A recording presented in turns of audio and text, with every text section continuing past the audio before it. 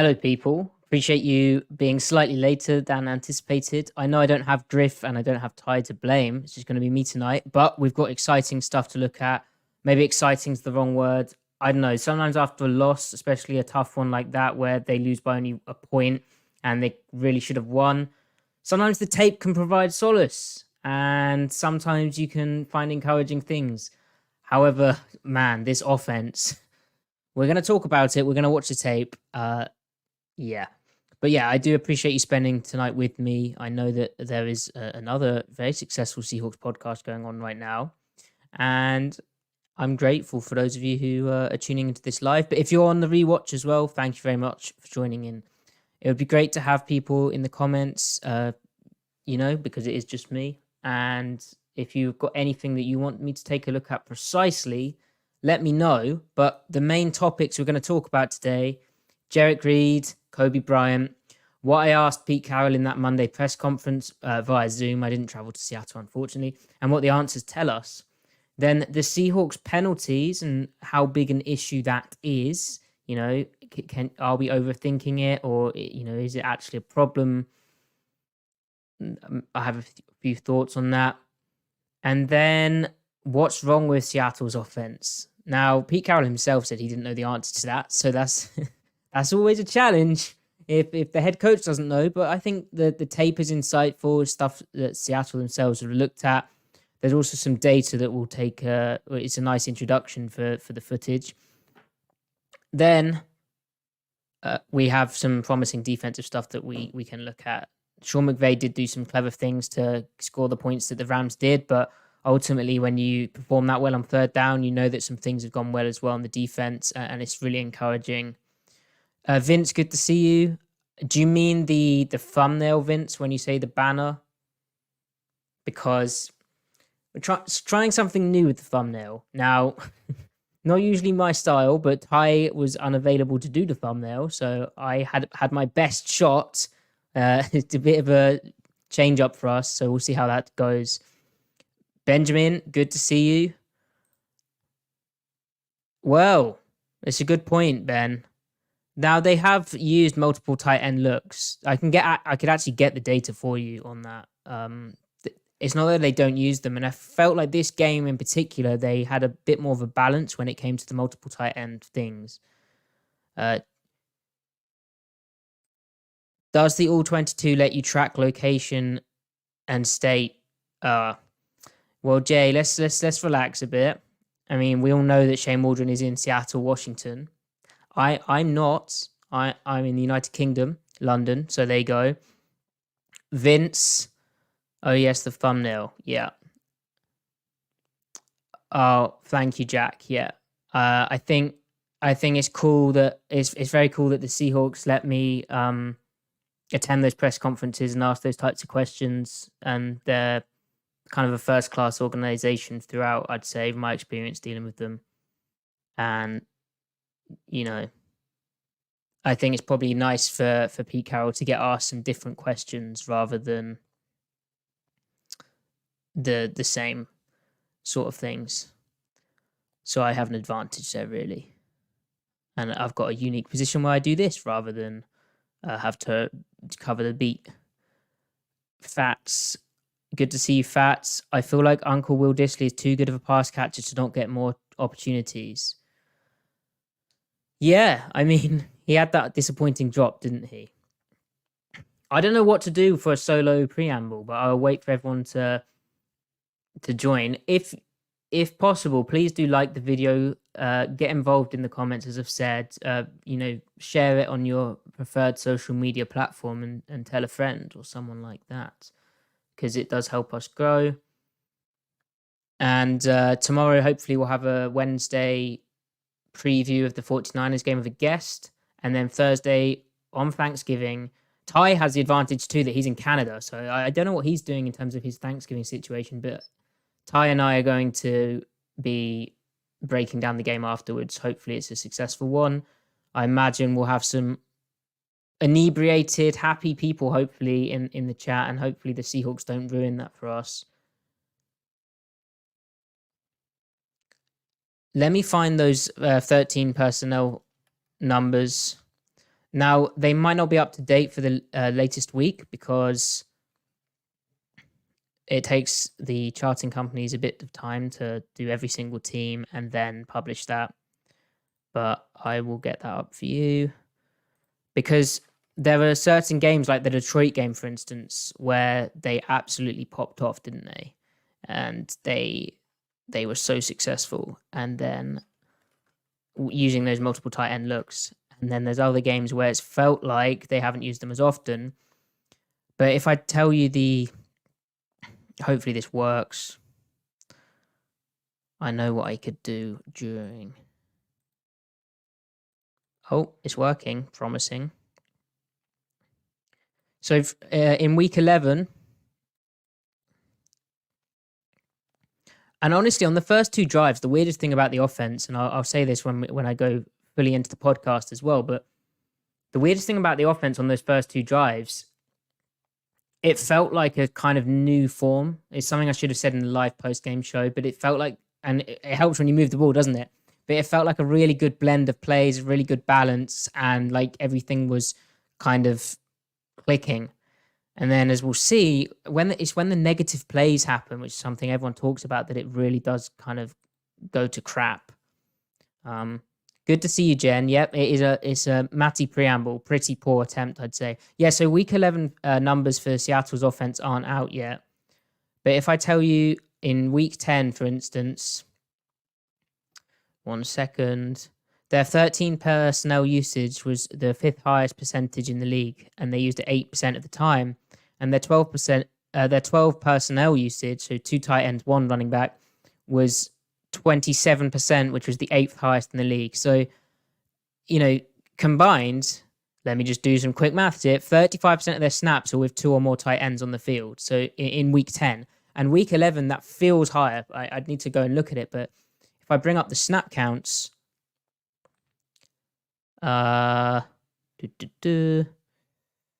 snap count wise, Disley played 38% of the snaps. Parkinson played 35% of the snaps.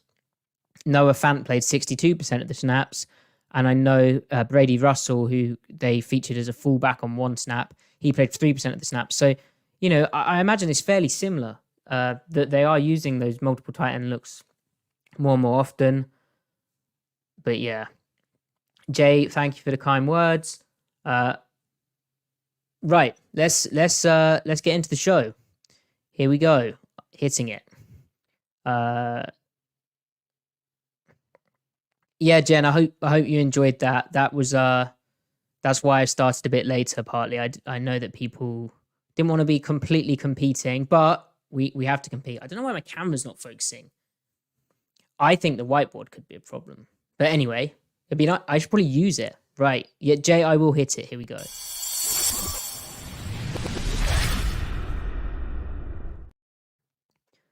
Welcome to the Seattle Overload podcast, where it's time for the weekly tape review of how the Seahawks disappointingly lost 17-16 in week 11 of the season at the Los Angeles Rams.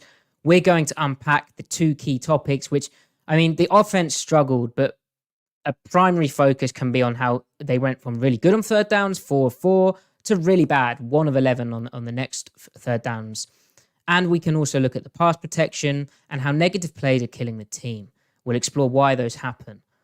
Now, on defense, we're going to look at some positives, which is that Matt Stafford and the Rams offense went 2 for 9 on third downs. But before that, we have some Seahawks news. Now, because Seattle plays on Thursday night on Thanksgiving against the San Francisco 49ers in their action green, they didn't actually have a practice. It was walk-through tempo. So the practice report, the injury report out of these sessions it's a kind of projection. And on Tuesday, which is the latest one that's been published, Kenneth Walker III is still out with that oblique, which Pete Carroll described as legit. There's no chance, I think, he plays Thursday, and we'll have to see what happens with him. It looked pretty serious. Derek Young is still out with his abdomen injury. DK Metcalf has popped up with a toe thing, which is completely new and is fairly worrying. Geno Smith is described as a limited participant in practice with that right elbow bruise, the contusion below his tendon. And Reek Woolen's shown up with a shoulder injury. They say that Jamal Adams, who obviously missed this last game, would have been a full participant in practice with that knee he's been dealing with. And then there's a host of other names. But significantly also, Adam Schefter reported that Jerick Reed, the second, the 6th-round pick, the rookie safety, who hasn't played on defense, really, he received some spot action, I think at the end of week 1 against the Rams when that game got out of hand. But I failed to remember. But he hasn't, where he's starred this season in the regular season is he has come in and balled out on special teams. So much so that I did a video on him, which you should probably check out to remind yourselves of how impactful he's been. He was actually second in the NFL in special teams tackles. And he was showing up as a gunner in punt work. He was covering kicks on kickoff stuff. He was really, really, really playing well. And unfortunately for him, he's suffered an ACL injury in this past game against the Rams, and he is out for the season, probably. It would be a surprise. Yeah, he is, obviously. So that's a real shame that that's happened for him. I'm sure he'll be back. He's ultimately done what the Seahawks want players to do when they're drafted in that kind of range. Day 3, undrafted free agent. He earned his spot on the team. Remember, Joey Blunt had been kind of in that role, and then he kind of lost the battle to Reed, even though Pete Carroll expected, after the preseason, he challenged Reed to step up in special teams, and that's what he did. So what I mean by that is next season, Reed should be factoring in probably on the defense. They have decisions to make, as I said in my video on him, they have decisions to make about all 3 of their starting safeties, Julian Love, Jamal Adams, and Quandre Diggs. There's various things they could do with the contract, and or depending on the cap situation, how they evaluate those players by season's end. So we'll have to see what happens for Reed, and whether, from his performance on special teams, then maybe he puts together another preseason after hopefully recovering fully from this ACL injury, and then he gets to show his stuff on defense. Because in this past preseason, Griffin and I were like, hey, who's this 3rd-string safety who's able to cover, that dig route over the field in cover 4 versus play action with that kind of agility? He had some real kind of interesting things about him, which was like, okay, I would like to see this given a chance to develop. So hopefully he's okay. Now, in the long term. Now, the good news, if there can be good news, but in the NFL, it's always next man up. And a guy who had sort of become a forgotten player, Kobe Bryant, of course, who was injured in he played in the first 2 games as the nickel corner, and then he suffered a toe injury, like turf toe. He was seen in a walking boot by someone on Twitter. He was then placed on injured reserve. The Seahawks obviously took Bryant in the 2022 draft in the 4th round, and he'd been looking pretty good as a nickel. He'd also been playing some strong safety in the preseason for Seattle and impressing there too. And he was kind of that Jamal Adams let him recover insurance policy. He has now been designated to return from injured reserve.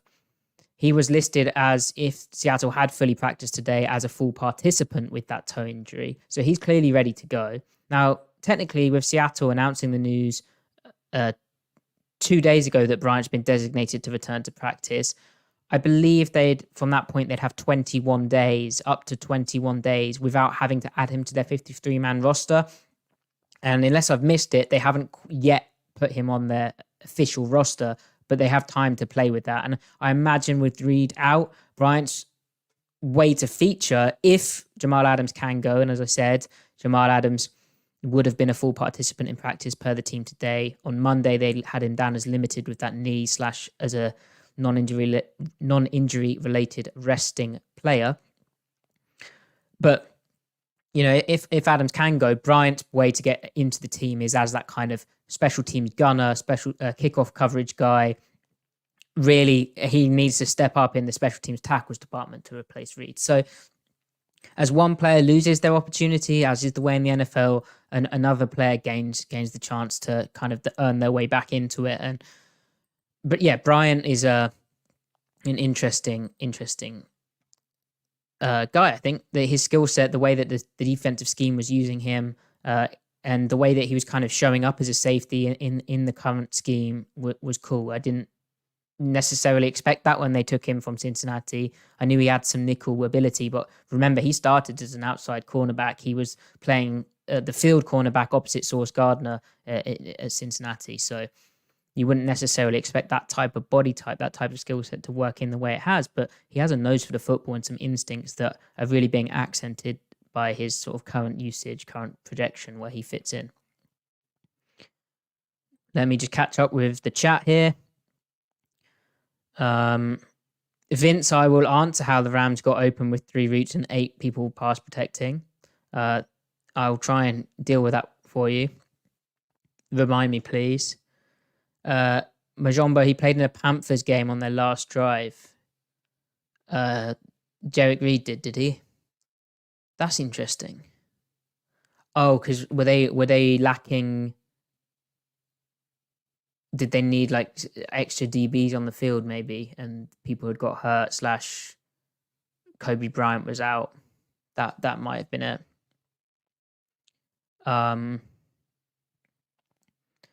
Oh, Jen, you're Quandre Diggs truther.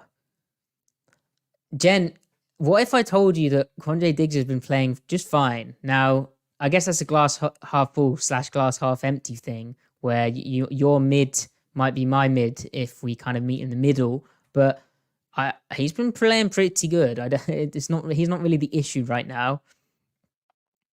Majombo, that's interesting that you mentioned Sutherland. I hadn't realised that. Jonathan Sutherland is back on the practice squad. He's been there for a while, hasn't he? He sort of made his way back to the team. Do I mean Jonathan Sutherland? Or do I mean Jordan Sutherland? Very disrespectful of me here. 1 second. This is the beauty of doing this thing. It is Jonathan Sutherland. Why did I doubt myself? Yeah, he was clearly factoring in. Pete Carroll likes his instincts for the ball, and he was getting, when Jamal Adams was out to start off with, because he's got kind of more of a strong safety, like dime linebacker type of build, almost, not really, but almost. He was playing in that dime spot in practice and training camp, and he was the guy who all the beat reporters were like, this guy could make the roster. He's a strong, outside favorite to make that happen. And the fact that he's worked his way back, he could be the first special teamer up. What I'd say, though, Majombo, about Sutherland is, compared to Bryant, he's not as fast. And ultimately, to factor in on specials, they might prefer Bryant's speed. It'll be interesting to see how that kind of all shakes out. The other news in terms of practice squad stuff is Jake Curhan, who Seattle waived after calling up right tackle Jason Peters, the 41-year-old, the veteran right tackle. He'd played his 2 games off the practice squad, so they had to make that decision. Jake Curhan's made his way back to the practice squad. I know, given especially his play in 2021 down that stretch and the way he was displacing guys in the run game in particular, I know there was some concern over whether waiving Curhan was the right move, but the fact he's made his way back to the practice squad, that kind of speaks to his struggles this year when he's got in and how he was kind of able to lose that right tackle job after Abraham Lucas went out. I guess that's the other update, is that Seattle, again, just final time I'll say it, they didn't practice, but if they had done anything more than a walkthrough these past 2 days, in both days, Monday and Tuesday, right tackle Abraham Lucas, the second year, the 3rd round right tackle, who was so impressive in his rookie season, but has been dealing that knee injury, which kept him out of week 1. He is listed as a full participant in both those sessions. So he's making his way back. Peters has actually played really solid. I've been very impressed by him. Right. And I see Fats McClure, you're pointing out that regarding Quandre Diggs, that nobody's going to be Earl Thomas. And Quandre is a great player and juice for the team. Yeah, but Quandre has his own style, and I think the way he plays in the split safety stuff that Seattle does, and the way he's been hitting guys in the alley has been impressive. Maybe that'll be my video tomorrow. Maybe I'll have to do a video on Quandre Diggs to maybe just calm people down a bit, because obviously when you're on the broadcast, I think even with Earl Thomas, people went through it where they were like, is Earl Thomas playing poorly now? Because if you remember, teams got better and better at beating Seattle's style of coverage, and the ball often still wasn't thrown in Earl Thomas's area, but it was thrown at different areas, primarily at those kind of linebackers when they get matched up on routes, or the guys down at the line of scrimmage having to match up on a route. And you'd be like, what's Earl doing on the play? But Earl was still playing pretty solid football. He just, it requires a lot of other things. David, you mentioned that you wish they'd moved Jake Curhan to guard so he can be good.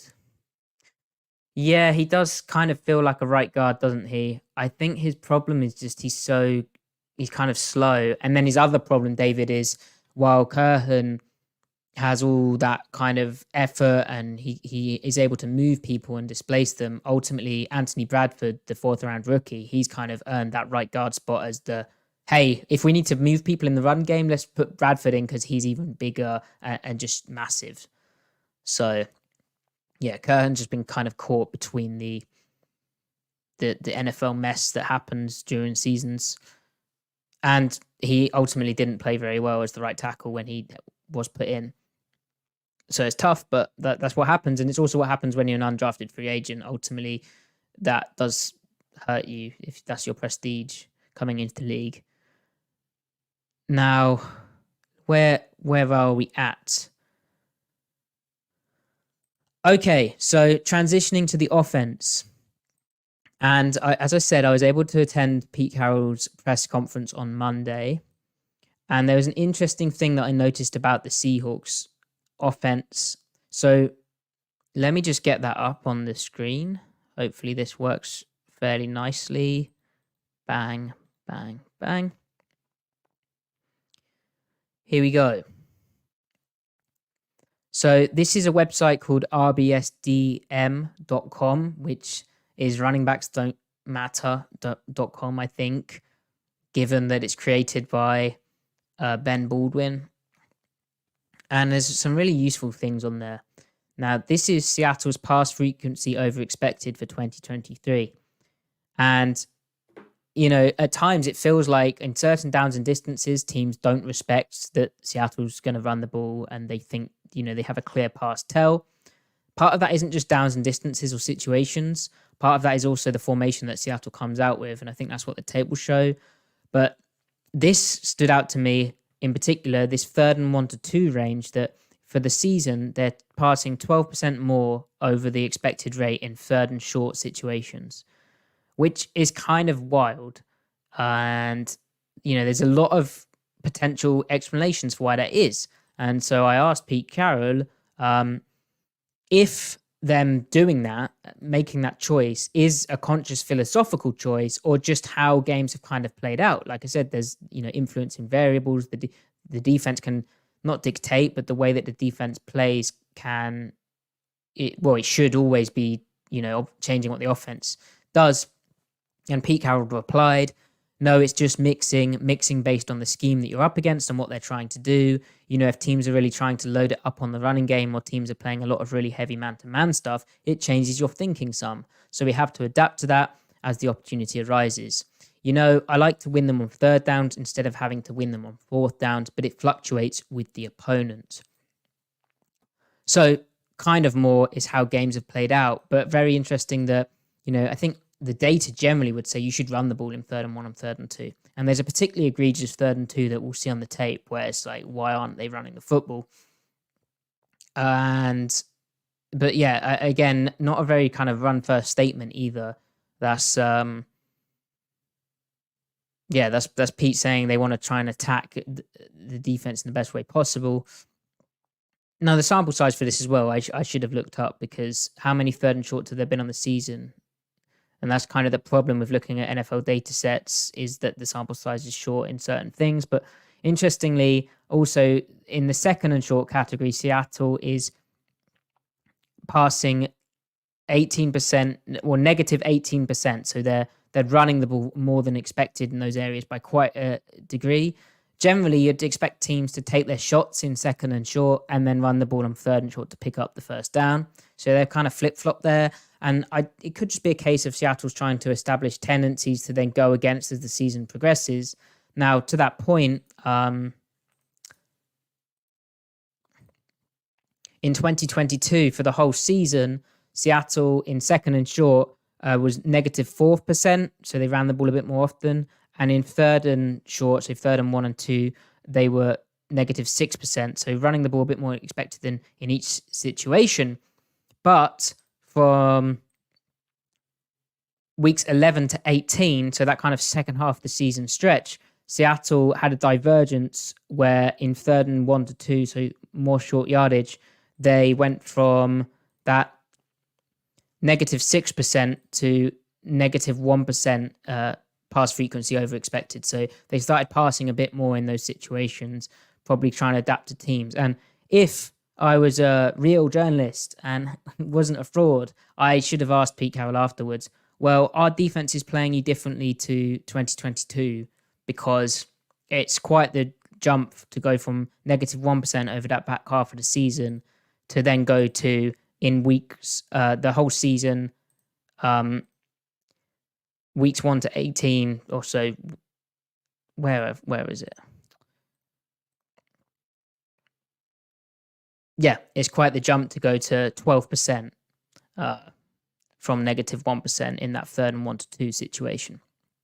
Now, crazy, weeks 11 to 11. So that past game against the Rams, Seattle's pass frequency over expected in those short yardage situations was nuts. Now, again, sample size here, but second and short, so 2nd and 1 and 2, 72% pass frequency over expected. And in 3rd and 1 to 2, 23% over. So, yeah, they clearly saw something they wanted to look at.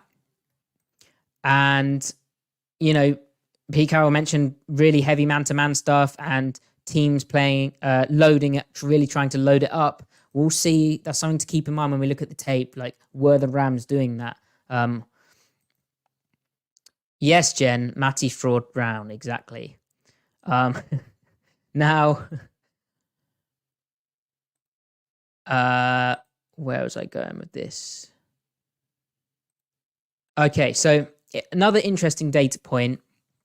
I've seen it been theorized, and it's not the first time that Geno Smith kind of puts the ball in harm's way. And this season, there's been probably one play where he's turned the ball over from inaccuracy, 2 or 3 plays where he needed to quit on the play and didn't, and it's resulted in a turnover or bad play or negative play. He at times does try too hard to make things happen. But overall, as I've said from the tape, there's something I really want to emphasize, and I think we'll see again, but we'll dive into that Ram stuff together. But generally speaking, the way he's played quarterback in his surroundings and his environment and his circumstances has protected the football. Now, let me illustrate that with some data too. So his interception percentage on the season is 2.1%. So 2.1% of his passes have resulted in interceptions. That is not a crazy number. It's 14th in the league, so kind of middle. The best is 1.2% Derek Carr. The worst is cut off this image, but it'll be over 3% from someone or other. But it's kind of an average number, that is, that 2.1%. Now, I mentioned environment. Let me just have a sip of water. I know that had been requested in the comments, very kind. But I was drinking coffee last time, so I think I was fine. So as I said, the environment's kind of influencing Geno in that interception percentage. His pressure percentage on the season per Sports Info Solutions, Seattle's allowed pressures on 38.6% of their dropbacks, which is insane. It's the 6th highest total in the league. The Giants are the worst at 46%. Then the Broncos at 42.7%. But all of these teams here, Giants, Broncos, Titans to a degree, Jets and Bears, they have very kind of mobile quarterbacks or quarterbacks who really look to extend plays and be improvisational and don't necessarily honor the structure of plays. Geno really is a kind of pocket quarterback who will honor the structure of plays.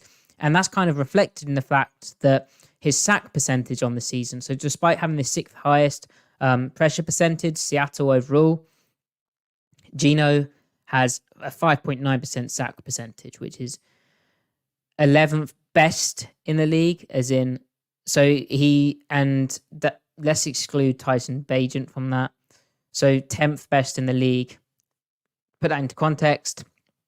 Patrick Mahomes, 3.5%. Josh Allen, 3.5%. But they're kind of mobile guys. Tua, 4.1%. He's in an offense which is pretty good at getting the ball out fast, kind of throw to space, timing stuff. Jared Goff, kind of in a similar offense, but there's a bit more boot going on at times, 4.5%. Kirk Cousins is a good comparison. He's 5.2%. But Geno, 5.9%. So he's not getting sacked that often, despite being pressured a lot, which partly speaks to the fact that, he's so good in the pocket at not getting sacked, like understanding how the pocket is behaving and understanding how to behave in each pocket and what he's getting, honoring the kind of structure of plays. Now, interestingly, why would his pressure percentage be so high? Well, I found this interesting that Geno Smith's time to throw is the 8th longest in the league. So he takes 2.94 seconds on, I believe it's just true dropbacks, but 2.94 seconds to throw on average, which is long. But I don't see that. And again, we're kind of generalizing, but my explanation from what I've seen from tape and what will, I see you in the chat saying he keeps the ball pretty long too. Yeah. But what I see from the tape, and I think what will show up in this Rams game, is the routes are taking a while to get open. Part of that is also the downs and distances. They're sort of in downs and distances where via like negative plays where the routes have to be kind of longer downfield or they're called more down the field. So they, take longer to develop, and he holds the ball, has to hold the ball longer for them to get open. I think also just the primary read, like the primary design of the play can take long to get open for a variety of reasons. And I think also Geno will try and read out the full concept. But I wouldn't say this is a case of, say, like a Justin Fields, who's the worst in the league, 3.08 seconds at time to throw. It's not him trying to extend plays that often. It's more just people aren't getting open. But the fact that his time to throw is 2.94 seconds, so the 8th longest in the league, and yet the sack percentage is so low relatively, is it speaks to him taking care of the football, behaving well in the pocket, etc., etc. There's lots of other data, and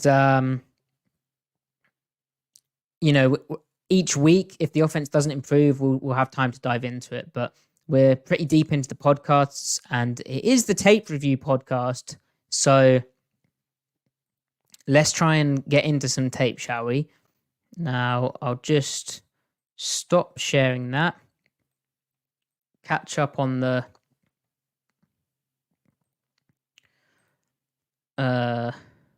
get my film up.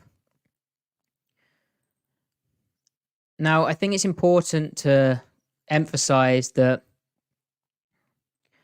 the offense is playing bad, and there's not one single factor to blame. There's a variety of factors.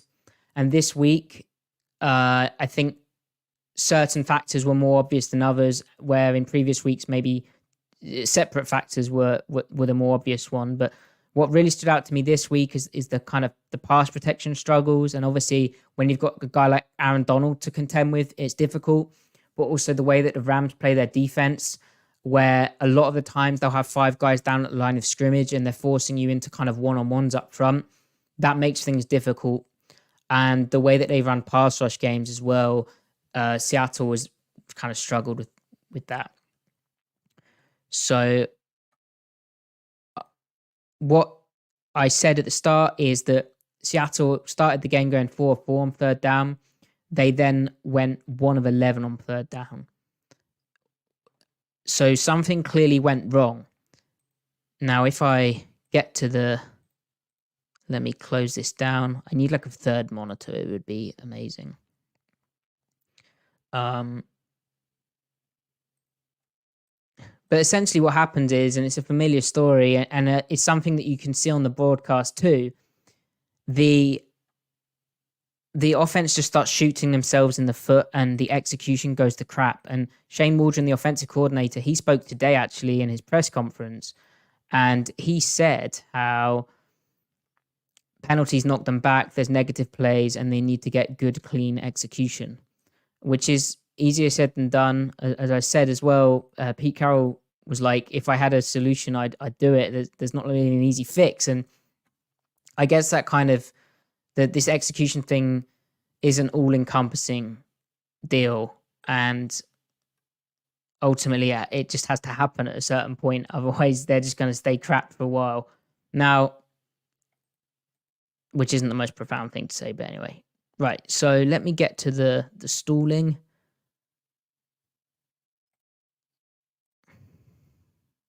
That was good. Is that better? Nope.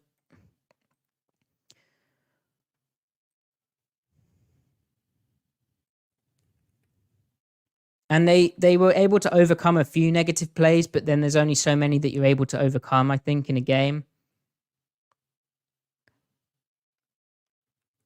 And I should say also, what was disappointing about this game is Geno Smith looked ready to play. He looked absolutely lights out in this game. And I guess this is a good point to start, really. And, we had Dome Geno ready to make an appearance, and they just let him down. And I tweeted live, or just after the game, actually, but, from a live impression, that the offensive execution around Geno Smith and the play calling around Geno Smith absolutely just melted down. And that's kind of what the All-22 shows also. So let me talk about pass rush and trying to honor the play. So this is the kind of 5 guys down at the line of scrimmage presentation that I spoke about. You see here. Perfect. My pen's working. Very good. Now, this is a deep play action shot, and they're just trying to dial up this kind of half of the field. You see how they've got one-on-ones out here and out here. The safeties up back here. There's all of this field to access.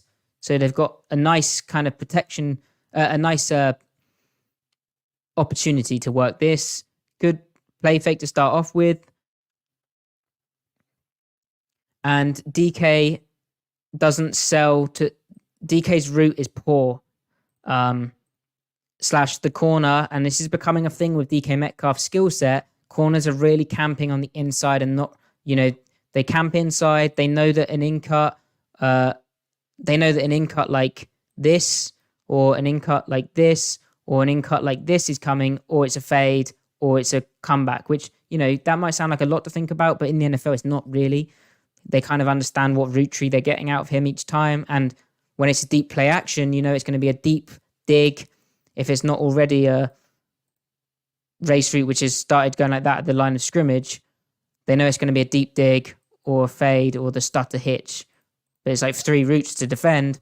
And you see this corner here doesn't get put off by DK stutter at the top of the route. And he's all over the route. And for Geno, this is a simple read of, it's basically dagger, where this is just moving this window here and holding the safety here to then create a void in this area of the field. As soon as he sees this corner open up with this and sees its man coverage, DK's the read. So Geno's trying to give his guy a shot here. He's got the look for it, but DK just doesn't get open. The ball comes out. He hits DK in the chest with it. Like, he does about as good as he could do in this play. And I see it's pointed out that there's no intermediate option. No, because it's a downfield shot. The whole purpose of the play here is to get the ball down the field. It's a 1st and 10 situation. They get the look that they're expecting. They get the opportunity for the shot. But when you're calling plays like this, you need your guys to win one-on-one. And DK Metcalf versus Kendrick, you should back DK Metcalf to win, but he doesn't win. He doesn't get open. And as I said, his route tree is slightly predictable. But Geno's still intensely accurate with this football. Let's go to this angle because I think you'll see how it hits. Someone pointing out this should be Jake Bobo's route. I mean, there's an argument. But that hits him right in the chest, and some receivers would catch that football. But it's a nightmare position for Geno, or a very difficult placement, because the corners kind of really are wanting to throw it here, but the corner's camped there. And didn't get opened up here. So really, he's just putting it where only his receiver can get it, and his receiver can't catch the football still. So, I mean, that should be an explosive. And blaming Shane Waldron here doesn't really fit for me, Big O, because what do you want DK Metcalf to do? This is what he should be winning at, deep vertical routes. He should be able to threaten vertically, get this guy thinking fade and break in. That's his two things: is threaten vertically, stutter hitch, threaten vertically, break in, or threaten vertically and take it off. But off vertical routes, that's what DK is. There's not much more he's going to do. And I think teams have worked that out. But ultimately, you're playing to his strengths here. He just didn't get open. Okay, so now 2nd and 10. So not a great start.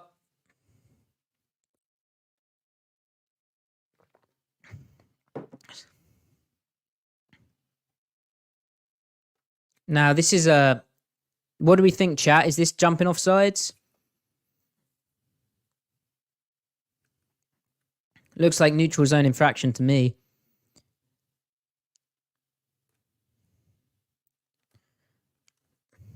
Anyway, regardless, the reason the Rams are playing like this is to try and force man protection. It's that 5 down at the line of scrimmage thing.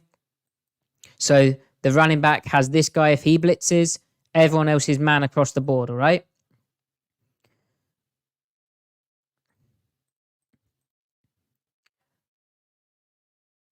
So they get one-on-ones up front. What that means is you get Aaron Donald one-on-one with Damian Lewis. And Seattle on the play is facing...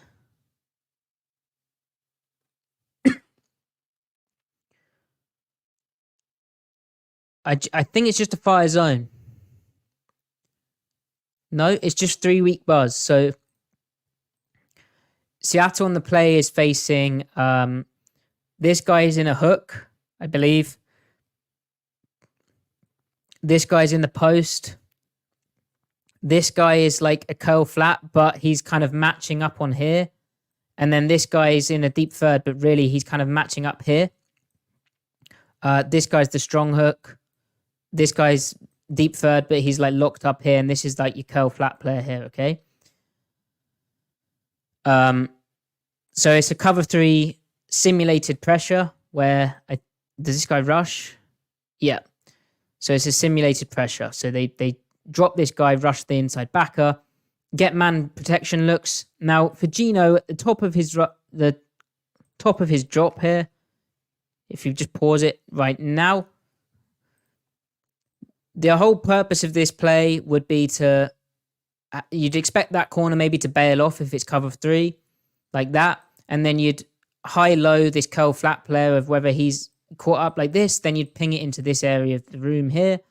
But maybe because it's a simulated pressure, because it's a pressure concept, maybe it's just how the Rams play it. But they throttle down here, and you see how that is not an advisable throw with the corner breaking like that. It's not a good throw. So ideally, in that situation where it's playing out like man almost on this side of the field, you would ping it over to this kind of area. There's a lot of room. It's a one-on-one. The corner the slot got caught speed turning if we just played that through.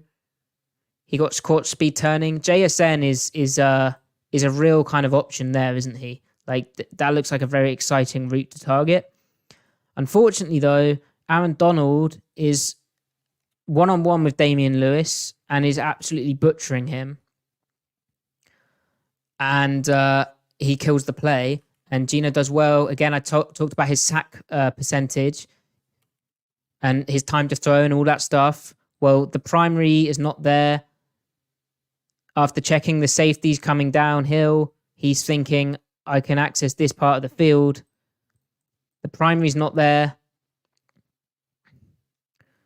I'm going to try and go here and hit the one-on-one. Oh, Aaron Donald's in my lap. But crucially, he understands to get rid of the football, checks it down.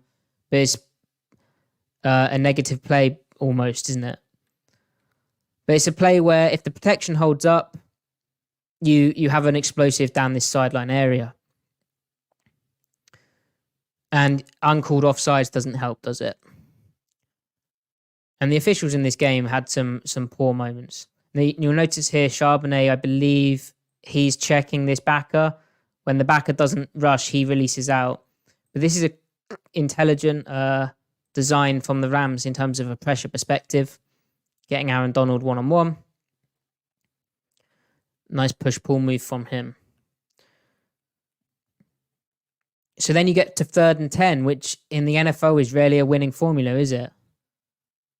But Gino makes an incredible play, and so does JSN. So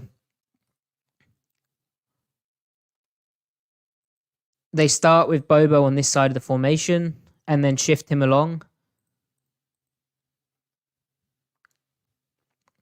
That's followed. The contours of the defense look like man-to-man, don't they? So the way that these guys are lined up, it looks like man. Even this load front with the backer here and this press presentation, it looks like man, where they might play this guy in the post and this guy in the hole, or they might flip it and do this guy in the post, this guy in the hole. But it looks like cover 1. It could be 2-man. Let's see how it plays out.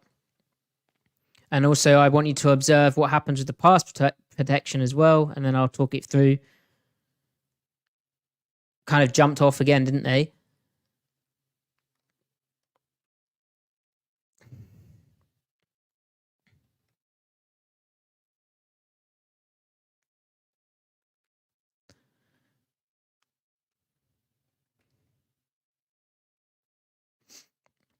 So this is a cool play from the Rams defensively. That's very well executed. Gino's just better than them, and so is JSN.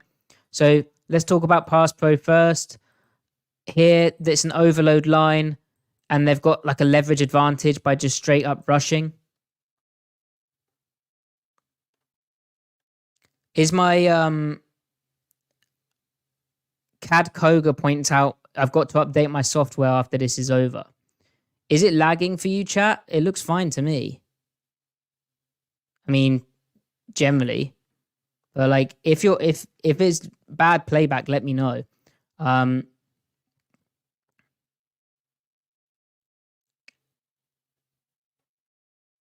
Anyway, so they get this overload line, and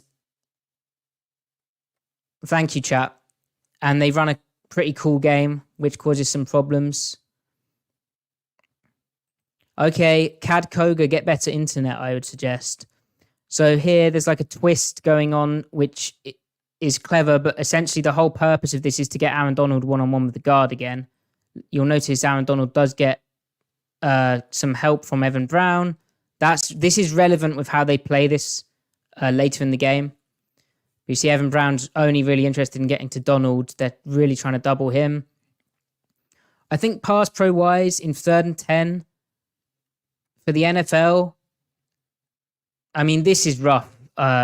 What happens over here is rough because this is a difficult play for these two to handle because it's such a long developing stunt, and it's on a two-man side where the center's away, so they have a real kind of gap to slant into. But I'd say 3rd and 10 in the NFL is about as good as it can get when you're calling a real drop back concept. It's why you don't want to be in 3rd and 10, and it's why that DK 2nd and 10 play, or was that 1st and 10? It's why that DK play which hits him in the chest and he doesn't get open on the scheme shot is damaging. It will all blend into one, I imagine. Now, this is high-level stuff from the Rams. So you see their man here, bullying, man here. This guy knows if he gets an inside route, he can pass it off to the robber. He can replace the robber in the hole. The robber will... I need to be careful here what I'm drawing. But the robber will cut the play here. So watch the robber take this route. This guy plays up back in the hole. The other thing I'd say is releasing the running back on these plays is... there might be an argument that they should keep the back in. However, I think if they keep the back in pass pro to help out on this side and give him an extra body, I think this guy just rushes. But high-level handling of this play from the Rams. This is Bobo getting kind of bodied, but also his route was never going to be the one targeted against that kind of look. But Bobo gets a good collision in the chest, which is big disruption. But with how they cut the play, this guy kind of gets in the Bobo window anyway. Parkinson is I don't really know. I guess they're trying to pick this defender for Parkinson out here, but the Rams DBs didn't have any problem, and we'll see it crops up again. The Rams DBs didn't have much of a problem navigating these kind of picks and rubs. But Gino does well to kind of work within the pocket again, understand how the rush is happening, understand what this means, that JSN's one-on-one. And this is a pretty incredible throw to trust his receiver working back to the ball. And this is what it takes to execute on 3rd and 10s in the NFL. You kind of have to make your plays. So it's very impressive from Gino, but I would argue not that sustainable. 3rd and 10 in the NFL is very difficult. But if this was like a Patrick Mahomes making this play, I think, people would talk about it more.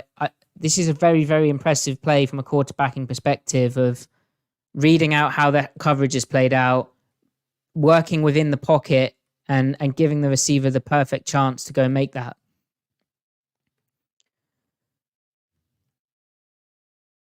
Let's just cycle it through. So 2nd and 6. Let me get my game book up as well.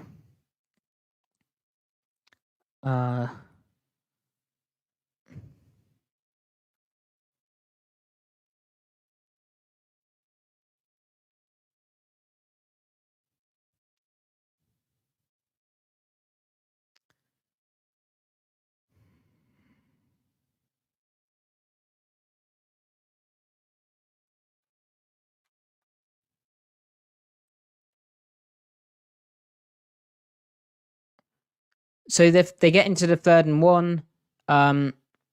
That play isn't there, which it almost got caught. They then convert the 4th and 1.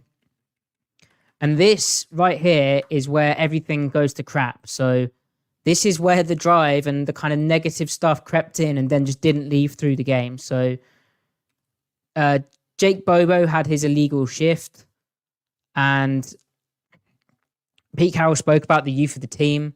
That would have brought up 2nd and 6, which would have been like a pretty good spot. Instead, they're on 1st and 15. Now, we don't know necessarily who's to blame here, but the Eskridge lines up on the wrong side of the formation. 1st and 15, Eskridge has to get told to go over to the other side. So Gino's had to worry about that. Maybe the play's late getting in as well. But then there's a double motion, which has to happen, like a return motion from JSN. Then they get the delay of game. So then that's 1st and 20. Quarterback has to be responsible for that, but D. Eskridge clearly didn't know what he's doing. 1st and 20. A bit more difficult in the NFL. And Seattle comes out in these empty formations because it's almost an extension of the run game in their eyes. This is where you're going to get the quick game type of concepts where, you can just, with how spread out it gets, it's quite easy to pick on someone. So you can see how you can read certain players, and there's, in theory, one-on-ones over here. The Rams are showing a kind of split safety deal, but I would suggest, and I do know what the play is, but you can kind of tell from the contours of the defense that this guy's more in the post and this guy's capping the slot, and you're going to get a single high type deal with a hook and a hook. But let's play that through. So they end up running a simulated pressure, a creeper. They broke Seattle's pass protection scheme here. Very clever pressure. But the way that Seattle kept sliding, and I mentioned it earlier, the way that Seattle kept sliding to Aaron Donald became a real thing for them to exploit. So just let me play this through and then I'll talk through the actual scheme. But watch how everyone slides to Donald after checking here. This backer comes through. So they've rushed 4 and got a clean rusher at Gino. And David, you said that's what you mean by Shane Waldron being committed to designing one-on-ones. but our receivers aren't great at beating them, need more rub routes. Yeah, well, I mean, he tried a rub route there, but also I think if you think about like a DK Metcalf skill set, he should be, like, if he's not going to beat a one-on-one, then what is he going to do? He's not, yeah. So why this works from a scheme perspective, for the Rams is they know Seattle is sliding here. They know it's 5-man protection because there's no running back. There's an empty backfield. The tight end's not lined up as a wing. He's detached. So they know that there's only 2 bodies here, and they simply slant this guy inside. He has to step down, bring this guy, and they bring a third guy to that side. So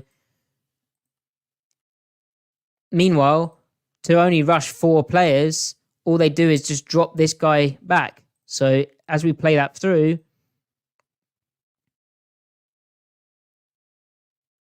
good job disguising it from them. This guy's coming clean through the gap. This guy's off the edge. Charles Cross does a good job blocking inside to out because this guy has the quicker path to the quarterback. But this guy's dropped from the edge into like a wall hook. And Seattle, suddenly Geno has to get rid of the ball really fast because they've broke the protection scheme. So a good call from Raheem Morris. So rather than being able to maybe work a 1v1 out here, a slot fade against kind of one-on-ones on this side of the field, where if you can access this, you could get explosive. Geno throws it hot, basically, so this sight adjustment, or it could just be the actual design, throws it hot to his guy off this side. Good decision, but when the ball has to come out this fast, even if he's playing in a zone-type scheme, he can break on the football. Geno's having to throw this at a bit of a funky angle with how the rush is, doesn't want it tipped either, and that's a tackle. Now you're in a real hole because now suddenly, after all of this, all the procedural stuff, you're in 2nd and 22.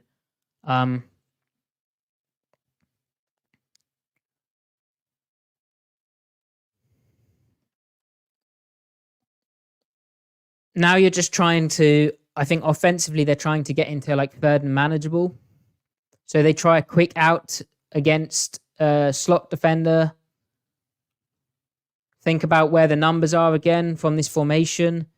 I mean, this guy could drop, but he's unlikely to. He's probably more a rusher. It looks like you've got one-on-ones out here. There's 3 on this side. Also for Geno, the quickest possible throw is to his left where his hips naturally open towards. When he's throwing right, he has to fully turn his body, doesn't he? Because he's a right-handed quarterback. So, snap of the ball, back foot hits. Bobo's slightly later out the break than I think Geno would have expected there. Kind of not quite the right timing between receiver and quarterback, I'd say. Ball comes out. This DB makes a good break on it. He doesn't watch this DB. He doesn't buy that it's a vertical route. He's completely square. It's basically one step back, and then he's breaking to the catch point. I thought live that Bobo caught that, but he didn't, did he? He did juggle it. Pass pro wise, again, sliding to Aaron Donald does a good job of helping. Although what it means is when it's such an aggressive slide like that, they're so eager to get out. It means that this guy, and again, this will show up, but it means this guard has a horrid job because this guy's lined up slightly to his inside, and this gap here is getting so wide. He can't fully block down yet because he has to take care of this as well because this guy's over on this guy, okay? So what it means is you are basically blocking like that on a guy who's already going like this right at your quarterback, the quickest path to the quarterback. It's a really tough angle for this guard when you slide out like this, and that's the kind of Aaron Donald factor. You'll watch how Phil Haynes gets on. He does fine, but you'll see how it crops up. It's also why the ball has to come out fast. Anyway, so then 3rd and 22, you know the deal in the NFL. 3rd and 22 is fairly difficult. I think here with the ball at the 38-yard line, you'd be expecting them just to secure the field goal, wouldn't you? Not take a sack, and they just run the football. Something on this play, Aaron Donald factor, where they are running a split zone concept. So this guy's blocking out here.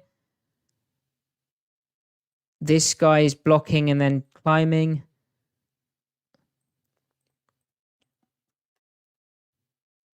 But ultimately, it's the 2i. The 2i kills the play, because with the center going for Donald, the 2i can strike the guard and then sort of 2-gap either side. And it's a really tough block for Damian Lewis one-on-one, because he doesn't know what side this guard is going. He's just trying to displace him this way, the 2i this way, and then the 2i is able to rip through to the inside where the cutback goes when the ball declares there.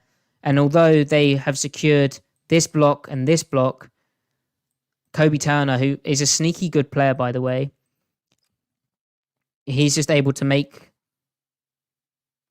Lewis wrong, look foolish.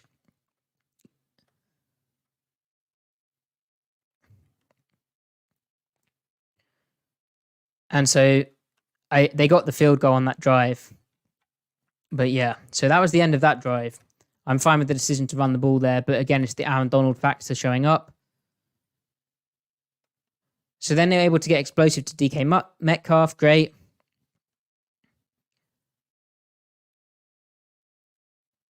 So 2nd and 5. Well, let's look at the 1st and 7. So here's the multiple tight ends. I know people have been looking for them. Tight end, and Bobo. So this is almost like 4 tight ends, really. Bobo's probably their best blocking receiver. Slash, he gets into the game partly for his blocking ability. Like they have this package to get Bobo into the game for his blocking ability. This is like a counter concept, but pulling the tight end round as the second puller. They get 2 yards out of it. Let's see what happens.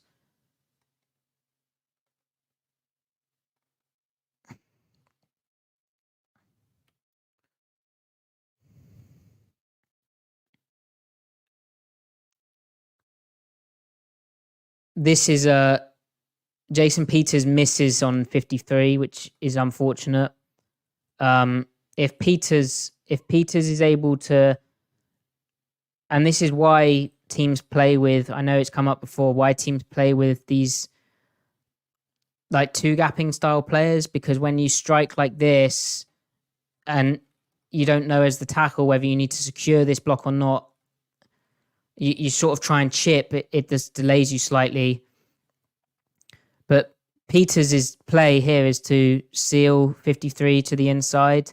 Notice where 53 ends up on this play. 53 ends up making the tackle. But you got 2 yards out of the play. 2nd and 5.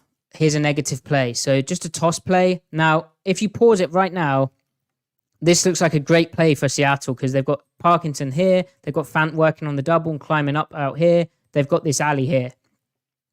You love the play, except the Aaron Donald factor again. And he just wrecks the play, makes it bubble out. That makes this block on the outside edge more difficult for the tight ends. It means Charbonnet has to bubble to the sideline, run sideways, and the Rams are able to run it down because it's much harder to block like that.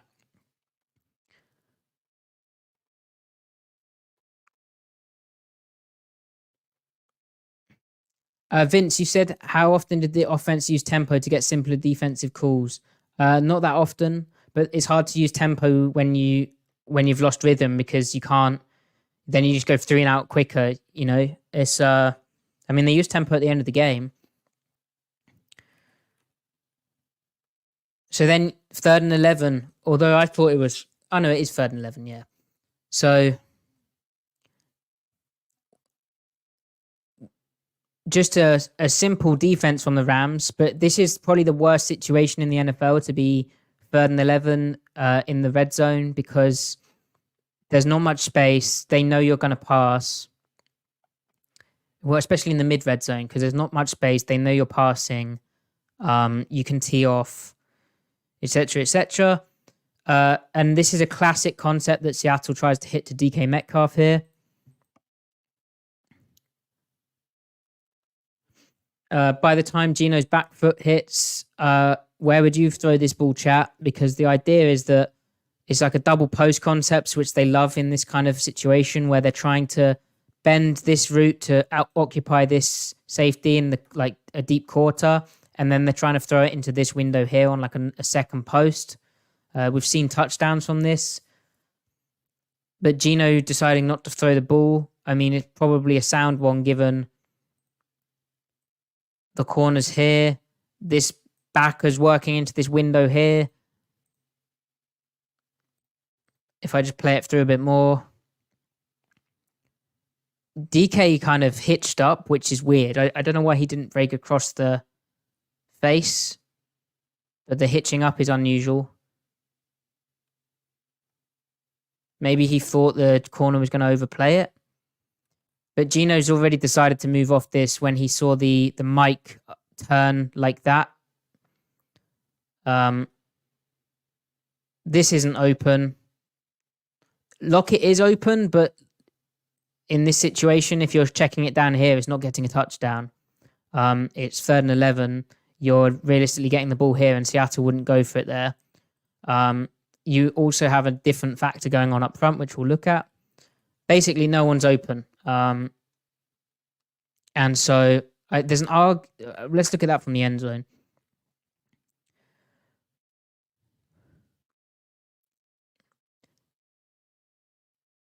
Yeah, so he looks out here, and this backer is working all the way into the window, and the corner's playing it. And then meanwhile, Seattle has this problem happen where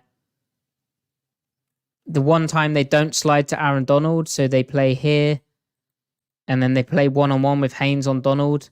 Donald just takes a really good inside move and is able to squeeze through the A-gap. Meanwhile, they're running a tackle-tackle game, so then 91 gets cleaned through.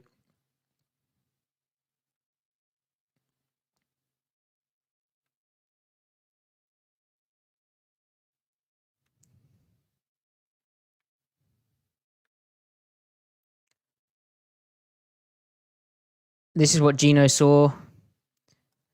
Yeah, you can't throw that to DK with how that linebacker's expanding out. That window's not there. And there's a thought that you could maybe work over the top here. I think that's what Geno's thinking, but he can't because there's a guy right in his face.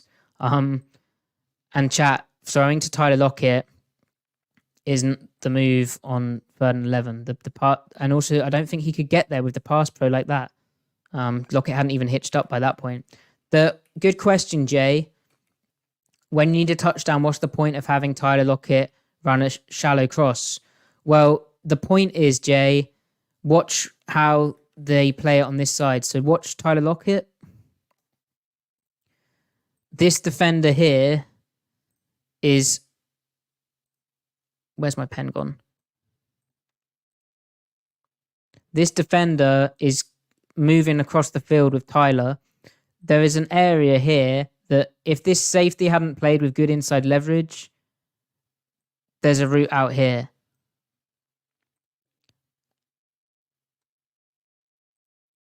So by the time Geno's looked at DK and seen this backer keep expanding out there, so he moves off it, he's trying to work back here to this sort of area, and then here. I think if Geno has time in the pocket, what you end up seeing play out is potentially Reed here is covered, throw it like here, a bit like he did to JSN. But unfortunately, that's not, he doesn't have time. So again, that time to throw thing we looked at the start is insightful to me because he's held the ball here because his primary is removed. His secondary is kind of removed. And then he's been pressured fairly fast, but he's not throwing the ball into danger or harm's way. He's just like, okay, I'm going to try and get out the pocket here to avoid the sack. But also, if I can break out here, potentially, we could box out over here, play some ISO ball, improvise, get open. Unfortunately for him, Jason Peters has this fine pass protection in the situation, but when you break the pocket and you have to escape, that becomes a very difficult block for Peters. You can't win that because your quarterback's moved. But ultimately, this guy had already got through Kobe Turner, who's a good player. Did JSN need to run towards the sideline quicker? Says Jay. It seems like our route combos drew the defenders where they needed to be. Well, Jay, this is the problem also with third and 11 in this situation. There's not space, so they understand that, hey, this is sat down. I don't need to cover that. I can defend the sticks. So while I will get my attention slightly drawn there, I will then work back to the sticks. Oh, there's something coming here. This guy, he doesn't have to think, because let me find out exactly the coverage here. Yeah, so this is just like a red zone cover 4, okay? And Jack, yeah, ultimately, especially in this game, Jack, Gino is making all the correct decisions. So this player here is the final 3 player. So this is the third receiver pushing out here. This guy is the deep quarter flat player, and they're pushing over here. But in the open field, this guy would be coming down more aggressively to Tyler Lockett. This guy might drive on Tyler Lockett more. This guy might take Tyler Lockett back. You would have more of an area here, but because it's 3rd and 11 at the goal line, they know that they can just get depth and not take the cheese. This being the cheese route, which is why 3rd and 11 is very difficult. And then also the fact that the pass pro is just a nightmare. Okay, so kneel down at the end of the half. I didn't like this in the game, so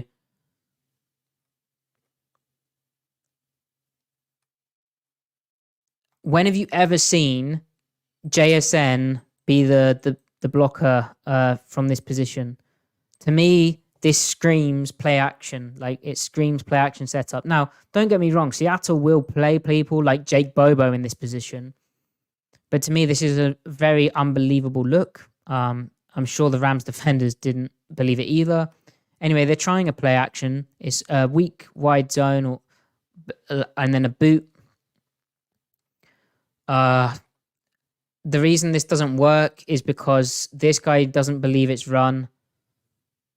That means that Gino doesn't have as much time.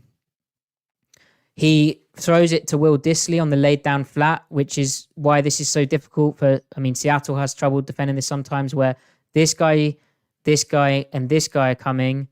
So you've already got 3 guys coming to one side. Who's defending the 4th guy? This guy's trying to expand under here. Who's defending the 4th guy? Well, really, it needs to be someone from this side of the formation. And there is no one there. They're all trying to flood out here. This guy's coming over here. So it needs to be one of these 2. But so Gino reads this correctly with the pressure coming, even with this guy kind of reading the play. He reads that Dissly's hitched up. Dissly does a good job of finding the open void for the quarterback to be able to access. See how this route's getting covered, this route's covered, this route's covered with the post safety coming, but Dissly's open. Unfortunately, Dissly drops the football, which, yeah, he tried to turn too fast, didn't he? So that's not helpful. 2nd and 10. Now, the Rams clearly know, and let me get back to my data a second, but the Rams clearly know that 2nd and 10, especially from this formation, is a clear Seattle passing down.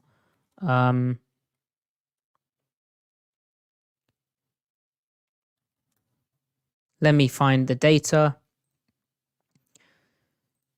So Seattle on 2nd and 8+ this season has passed 3% of the time more than expected in the NFL. But generally in the NFL, 2nd and 10 it looks like 70% passing plays. And yeah, that drop was huge because that's the start of the second half. Like way to start a game. Now, this running back location, it screams pass. And the Rams are in an exotic look. They've walked up 2 backers. They're in this overload front on this side. Creates a one-on-one out here. Probably creates a one-on-one for Aaron Donald with how they've mugged up. How you block this generally would be man here, man here, man here. And then you man here, and then you have the back play the other running back, the other linebacker, which is why he's moved up. Let's play this through. So Geno alerts something. I think it's the fact that the contours of the defense look like it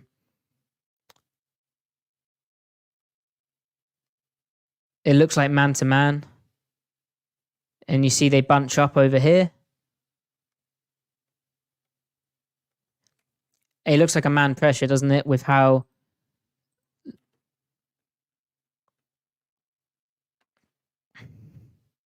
this safety's over on this side, but this guy's man and this guy's man. It looks like clear one-on-ones out here.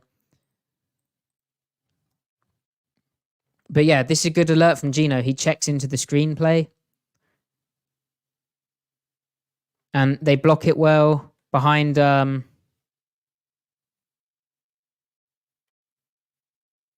could have gone for more yardage, really, but this backer makes a great play getting out. And Evan Brown gets away with something here. Yep. But good work from Geno recognizing the play, checking into it. So that brings up 3rd and 2. Now, is this... yeah, this is the... this is the egregious one. So... 3rd and 2, I said it at the start, how this has been a clear passing down situation for Seattle. Pete Carroll said to me how when teams load it up and look like they're playing man-to-man, they will try and pass to try and beat them. Now, I don't know about you, but this is still a too high safety look. And box count-wise, Seattle has 1, 2, 3, 4, 5, 6, 7 gaps for 1, 2, 3, 4, 5, 6 defenders. So they have the box count. Now they're probably just worried about Aaron Donald, who's, because there's all these guys down at the line of scrimmage, Aaron Donald would likely be one-on-one on someone and might be able to make a play. But it's 3rd and 2. There is no one here either. You have the numbers. Maybe run the ball. Anyway, they're like, we're getting man-to-man, which they do get. Let's call a man beater. This is them trying this pick, like a pick concept, I think. But no, 37 does not get picked off. The timing of this design pick is wrong. It just doesn't work. Geno looks out here and sees, I think, how that's played out. Sees that 37's done a good job going over the top. So he's like, okay, I need to move off that. Comes back for DK. And DK's doubled. High and inside because they know he's likely to run an in-cut in this down and distance. So he just tries to hitch up and get open. Geno's moved off that. And so he tries to give Noah Fant a chance because that's the one-on-one on the play. And I don't know, how do you view... I'll wait for you to catch up. How do you view where Fant broke on this play? He kind of breaks, to me, he breaks at the wrong moment compared to where Geno expected. Geno's trying to think he's going to work back because remember the sticks are this line here. Like, surely he can just sit back down here and get the first down. I don't know why he's breaking here. He lets the defender undercut it.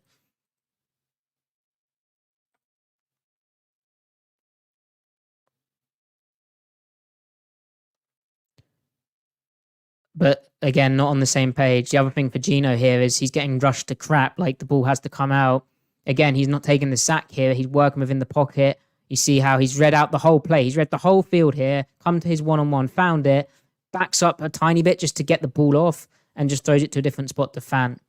But yeah, I don't know why Fant broke like that, Jay. That doesn't make sense to me. Good release from Fant, really, and kind of a hook from the defender, which, given how the game was officiated, they were letting them play a bit. But anyway, Gino clearly thinks Fant would break back against the grain here. Remember, he's got basically all of this. Believe the well, that's not accurate, but the sticks are here, so he can work all the way back to his quarterback. But instead, he tries to break out here as Gino throws it here. Well, it's not even that. He just he doesn't work back to the football. He should just work back down on the line, and he'd just been fine. But he breaks outside, which allows the undercut. He doesn't box out, does he? So that's poor. Maybe he thought the defender would... I don't know. That's poor from Fant. Now, pass pro-wise, I said about how they play 5 down fronts. 1, 2, 3, 4, 5, and then a mugged up look here. So they've got 6 defenders. Seattle has 1, 2, 3, 4, 5, 6, 7 gaps. Are you telling me that they couldn't have blocked, blocked, blocked, blocked, blocked, blocked? Could even leave that guy unblocked and run inside zone. 3rd and 2. There's no one here. I don't know. Anyway. But pass pro wise, it's difficult because you have to account for whether this guy's coming on a blitz. So you probably know he's not because he's man on here, but you have to honor that. But ultimately, with 5 down like this, it's going to be man on protection. That's why teams show this look. The back has this guy, I think, across the formation like that.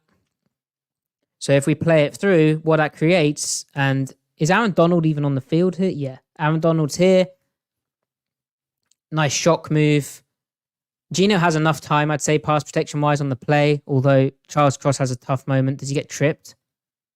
Yeah. Gets kind of tripped by the power. But Gino has enough time. Fant just doesn't box out properly.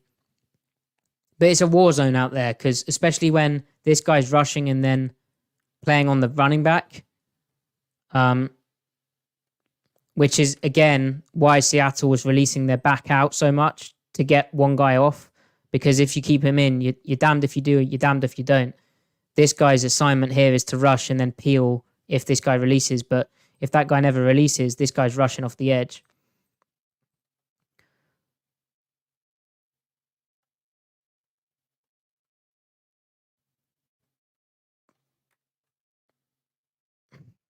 Good job from Jason Peters. This is what veteran experience looks like. He understands that guy's dropping, so then he works back to help out his guard. Very savvy play. But yeah, they should have picked that up, shouldn't they? And that's the type of play where you watch it back and you're like, what is Gino doing? But he's been put in a situation where his first 2 reads aren't open, and then his third one, his tight end doesn't box out, so it almost looks like a pick. Look, you can... Yeah. Anyway, you can see the vision. He's expecting him to work back here because, as I said, this is the first down. Anyway.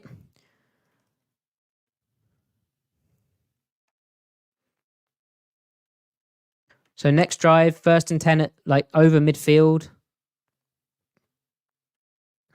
The lead slowly ebbing away, 13-7 now.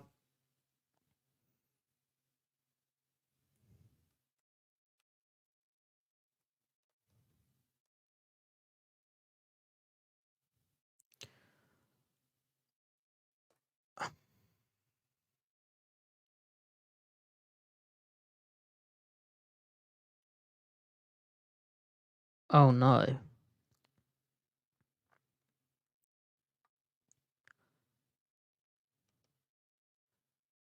That's just That's again Aaron Donald being a nutter. He's too good.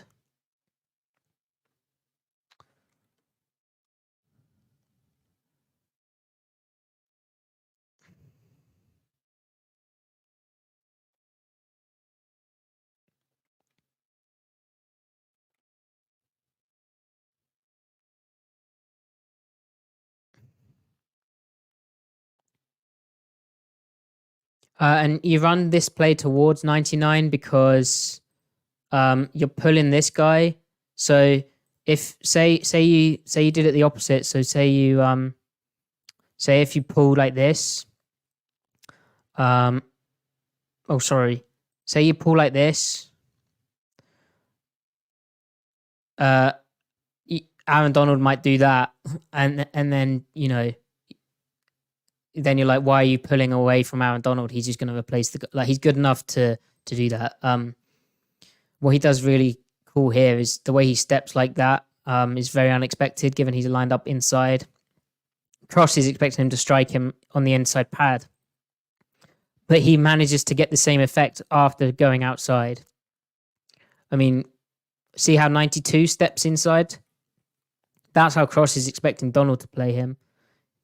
But Donald is too quick. His first step is already out. He's kind of good enough to be able to play on the outside shade, then work back to the inside, and Pure basically just two-gap destroy that.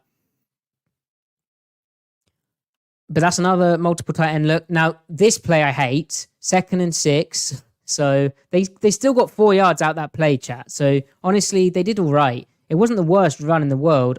Ultimately, if you look at it from this angle, they get movement on Donald, even though he's doing some great things. Charbonnet's kind of dancing, but he's able to get some yards. Cuts it up into a crease. That's 4 yards, so 2nd and 6. 13 personnel. Let me play this through, because Seattle wants you to think it's run, don't they? Look at this guy. Look at this guy. Look at this guy. Look at the running back. It's under center. They are begging the Rams to think this is a run play. But what I'd say about the NFL is over midfield, which generally offenses will take their shots over midfield. Like, it's quite an old school thinking. But it is a thing. Secondly, as we remember from that chart I brought up on pass frequency over expected, in 2nd and 3 to 7 situations, Seattle is on the season running the ball 7% less. Passing the ball 7% less than expected, but it's still over 50%. But they're really trying to get the Rams to buy that this is a run play. But the Rams just, tell me, do you think the Rams bought this? Kind of. But, the disaster is the bloody Bradford and Forsyth on that right side. Oh, no. Well, there's a few things. So the play design is basically a 2-route downfield concept, trying to get the shot in. Geno completes his role. The idea is that DK is the bait route to draw the safety. The idea is that this route here from Noah Fant, which is called like a leak route or a big wheel route, goes underneath this linebacker and down the sideline. The idea is that this post route from DK has the corner melt with it. The safety go here. You ping it here. This linebacker's sucked up by the time he realizes he can't get back. But I think the Rams on the back end, well, first problem is Fant gets he's a bit slow releasing. And then I don't know what the coverage is, but I think it's quarters. Is it quarter, half? I think this might be cover 4 on this side of the field, and then I think this is a cover 4 with this guy aggressively nailing down. But they don't sell the play. And the problem is with this, where would you go with the football if you're Geno? Because this guy has anticipated that he's getting an inbreaker from DK. This guy's passed this off to this guy, and this route is like tripled basically eventually. This guy's on the check down. Where would you go with the football if you're Gino here? There's nowhere really for him to go. So they tried a shot play and it didn't work. Now they would have been fine because when you do big shot plays like this, you're keeping 1, 2, 3, 4, 5, 6, 7 in protection. So in theory, you'd be able to scramble and avoid the negative play. The defenses are allowed to remove shot plays, but then the check down, if it's removed like that, can be your legs. Like ultimately, they have 1, 2, 3, 4, 5, 6, 7 defenders not really in the quarterback area. This guy and this guy could potentially come up, but you'd get some yardage. Problem is, Forsyth and Bradford kind of forgot about keeping their eyes here because they're so worried about the D line. So Ernest Jones adds on. Forsyth sees it late and doesn't really pick that up very well. And this is why Jason Peters has been playing more and more. Forsyth doesn't have that experience. He's also not as good as Peters, really. And so what could have been an interesting escape lane for Gino here when he sees that there's nothing downfield, it doesn't become one because of this pressure. And then because of this pressure, then this guy's able to retrace. So that was unfortunate.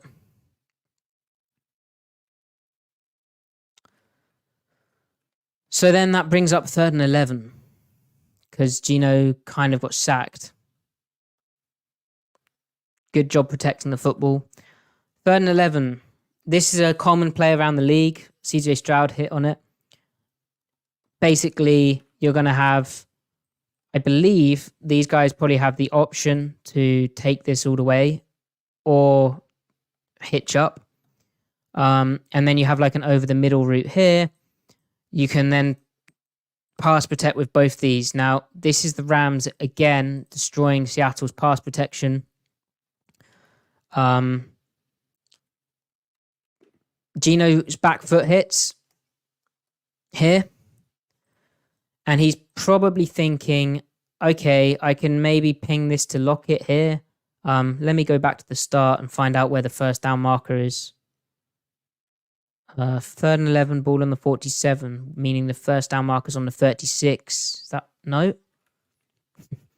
47 minus 11, 46, 36. Yeah, so the first down marker is here. If I could draw straight. Here. That's about right, isn't it, chat? So as we play that through,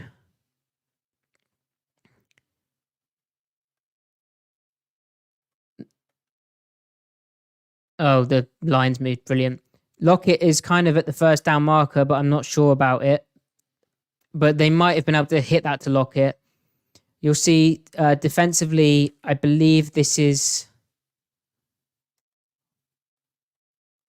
It might just be cover 1, but with how they're playing these two backs, they're kind of cheating guys into the thing. There was a similar play versus Baltimore. But ultimately, Gino has no chance on the play. His primary read is a again, 3rd and 11 in the NFL, very difficult. You don't want to be in it. But also his primary read is a tough one, but he doesn't even have a shot to hit that on time because the pass protection melts down. So what happens from a pass protection perspective? Well, they're in another overload line. So here's a lineman, here's a lineman, here's a lineman.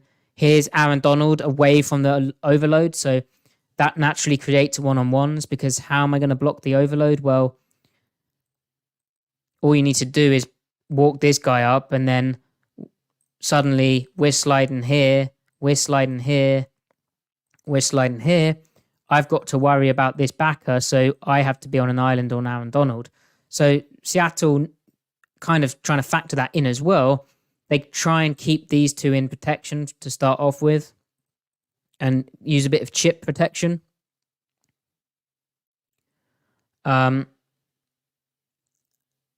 This is a really good game from the Rams.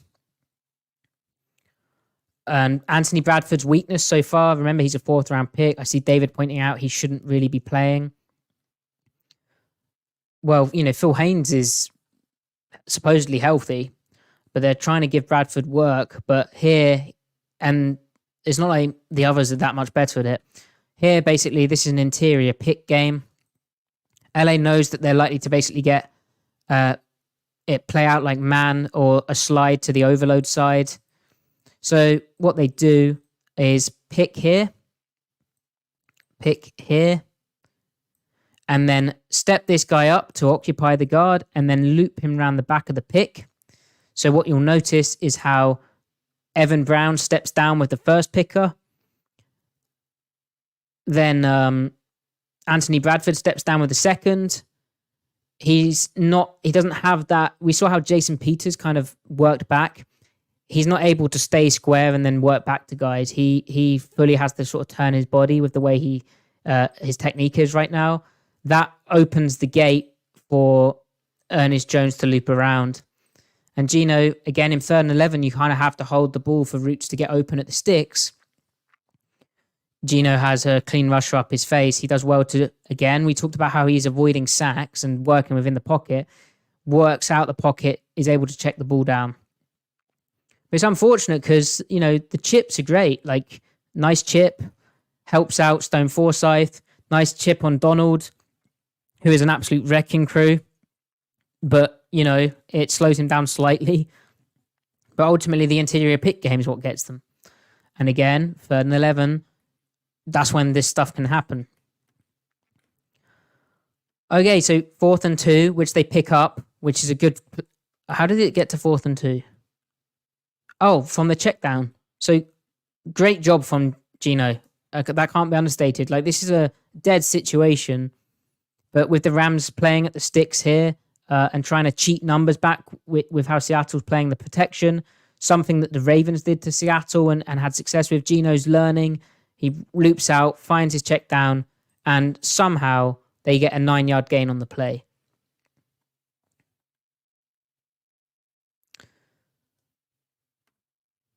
Which, credit to Gino there.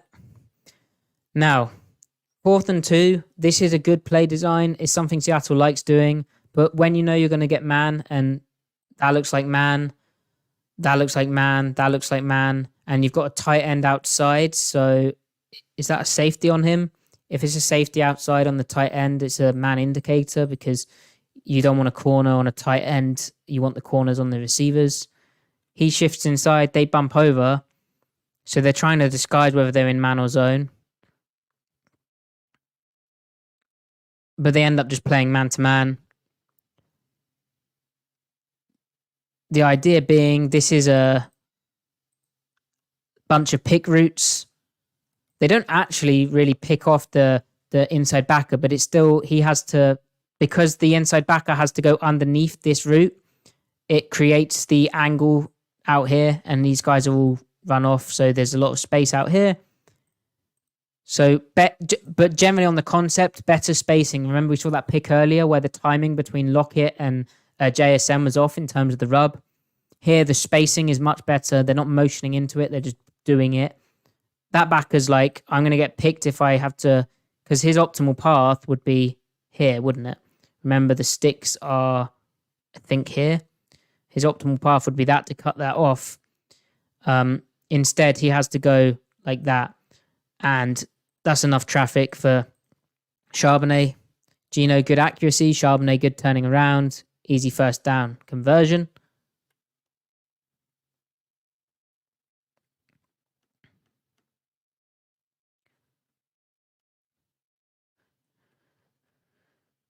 First and 10.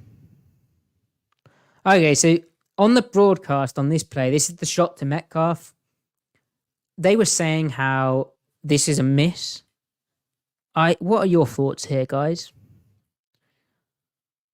I don't know why DK slows down, I think, to try and maximize the room, prevent the defender getting on top. I think he kind of likes accelerating underneath footballs.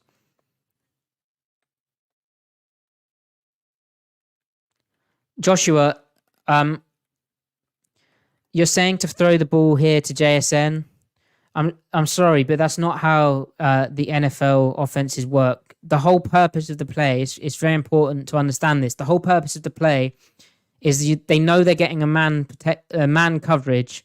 The guaranteed is 4th and 2, so it's the situation. The guaranteed outcome is to throw this because you're setting up the play for the picks. You don't know that this route is getting open because it's tight man coverage. If you are holding out just to throw that route, where also, by the way, all these people are running, then it's is much less likely to succeed. The whole design is set up for the rub. If the rub was covered, Gino might have been able to come backside to the drag because eventually you're basically getting like a mesh concept. But really, he'd only ever look here as his primary if he was getting zone coverage. The whole point of the play is it's a pick designed to separate against man-to-man, and that's what it did. This is playing quarterback. It's not making it up on the fly. And if you're talking about the next play, okay. Well, sorry, Joshua, but I disagree. So here, this shot to DK Metcalf. Do we think he missed it? I think, yeah, Gino definitely wishes that Jack. Watch how he comes off it as well. He's like, he thought he had it. It's just slightly odd. Like the timing between them is just slightly off. Now, I like this because DK kind of stutters slightly, which gets the corner thinking, is it an in-cut? Because guys camp on it, and that's what you can do with DK. Look at the stem. But yeah, that's just a timing thing. Now there's a factor I'd like to talk about in terms of the timing from a pass pro standpoint, but you can see here the ball does land in bounds. DK just doesn't haul it in because he's slowed down a bit, but the ball's landing. I can't quite get it right, but the ball landed like where my mouse is.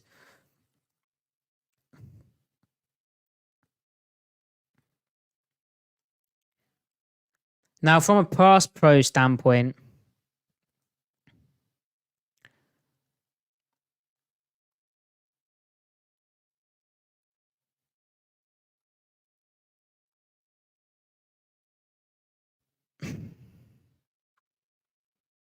they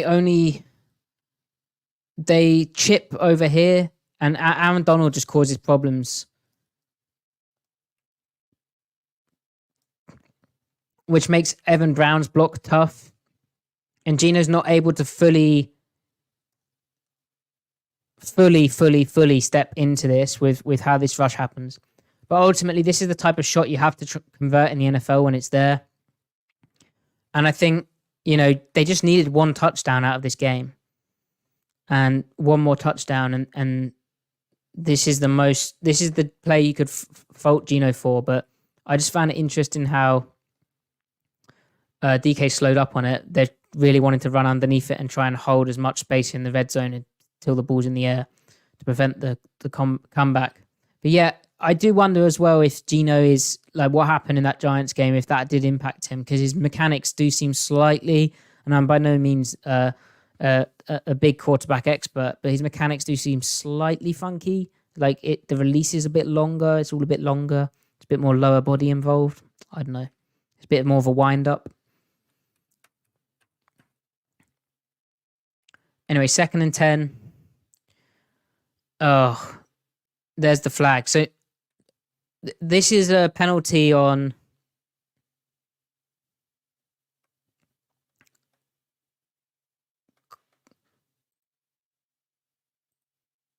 Joshua. None of what Gino's showing here is panic. I don't know how that can be your takeaway. I think I disagree with a few things with you, man. Here's a penalty on Parkinson. And those type of shots are the things that Gino was able to hit accurately when he was at his at his best, right?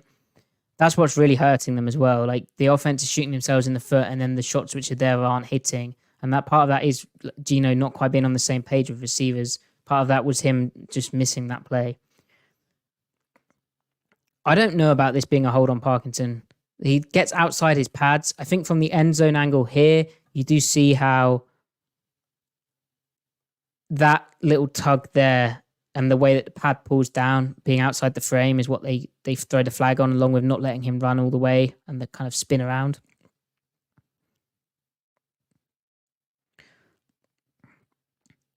But it's a shame because it's a good run for them, like a really solid run. And it would have put them in the red zone at 1st and 10. Instead, it backs them up to 2nd and 20, which is always going to be difficult. Here, they're just trying to take underneath. It's that similar type of coverage where it's like, it's cover 3 buzz. Is it buzz or is it 1? I think it's 3 buzz. Yeah, I think it's 3 buzz, but they're like playing man over here with this guy's slot matching.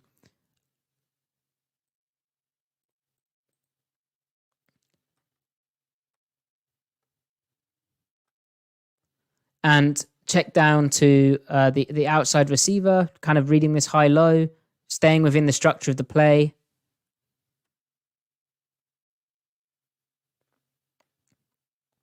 And DK gets some yardage, which better than nothing. 3rd and 16. Not a winning formula.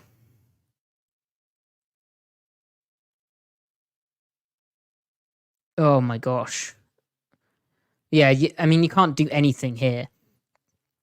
So they're trying to throw... It's like a deep version of Y cross, I think. Let's just play that through one more time. No, it's like sail. So we've got that,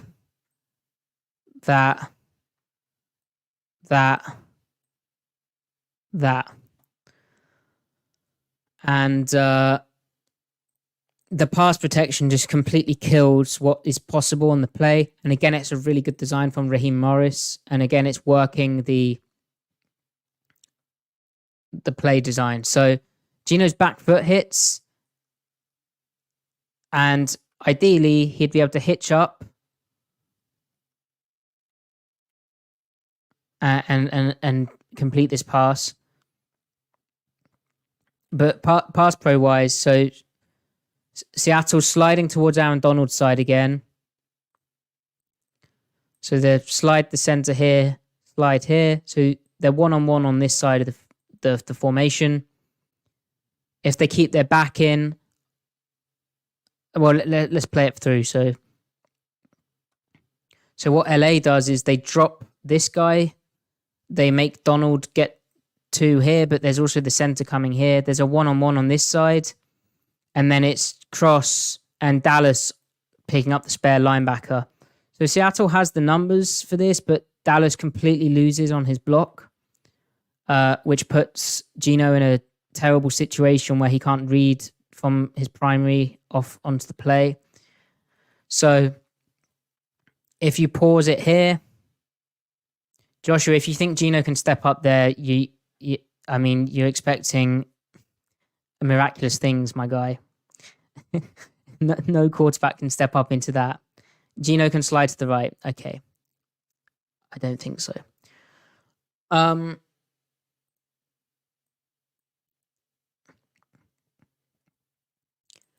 So, on the play, DK knows he's a runoff route. That's why he runs his route so wide, but he also just loses the red line.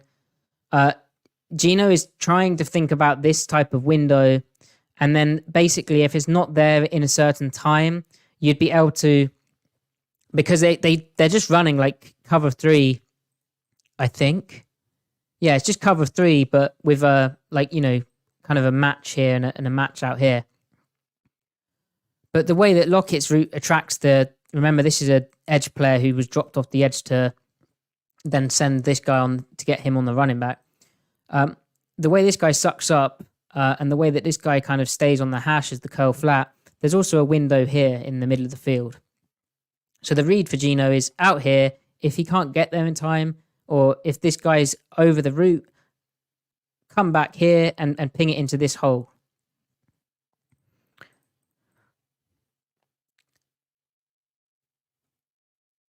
And so JSN isn't really getting open there, but really the time that was taking to develop anyway, he's sacked. If Gino had better pass protection, then it would have been interesting to see him go, JSN's not open. I might be able to come backside to my dig. Remember, at his best, I don't know what you're saying, guys, about him sliding right. He's got his eyes downfield on his primary concept. By the time he's looking here, this guy is already in the backfield. You're expecting insanity. It's not realistic. Look, hitch, back of the drop, looking at the concept, the guy's beat. It happens from snap to the guy losing. So 39. It happens in basically 3 seconds, 2.5 seconds. You'd count that as basically an instant pressure. Remember, JSN at this point of the thing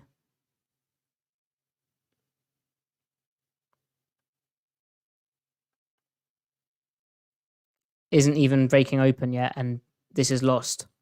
So Gino's already thinking, I think he's seen how the defender positioning is. I think he's already thinking about throwing this dig, but at that point, there's no hope on that. So that's very unfortunate. And then it looks stupid because of how he throws the ball, and this is what pressure does to quarterbacks. We've seen how Gino is able to get out of pockets, but with how this is all set up, he's trying to check the football down to, the only way he can get rid of the football, because remember, they're trying to stay on field goal range here, is throwing it to Lockett. And it almost gets picked. It looks stupid, but that's what pressure does. And that's kind of that. The Dallas just really poor rep. I don't know where his I think his eyes are. I think he's primarily thinking about this guy first. He sort of oversets it, but also the inside move of this dude creates a wider area here. But yeah. Oh, and then great play from Gino. A classic play that Seattle likes, going kind of 4 strong and then hitting it in a zone hole.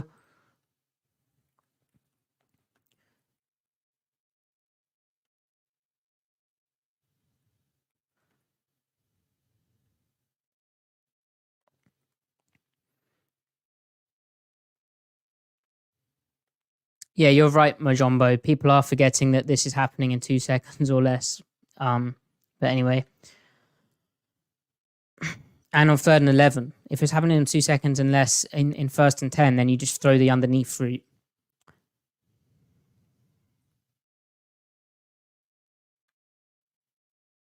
So this is something which started happening, and I think it's just how they're struggling. But on this play, I think it's split zone.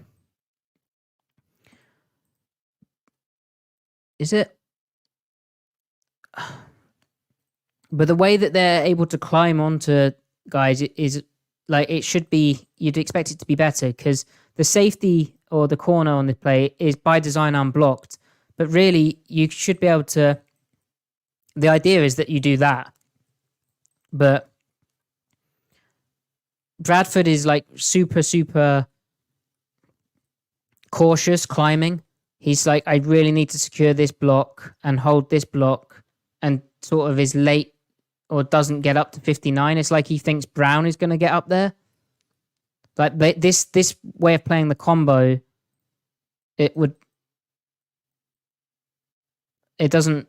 I don't know why he sticks on this so long. I guess the interior, he really wants to try and push that onto Evan Brown, who Evan Brown doesn't do. He kind of gets pushed off it. But should have been more yards there, you'd have thought.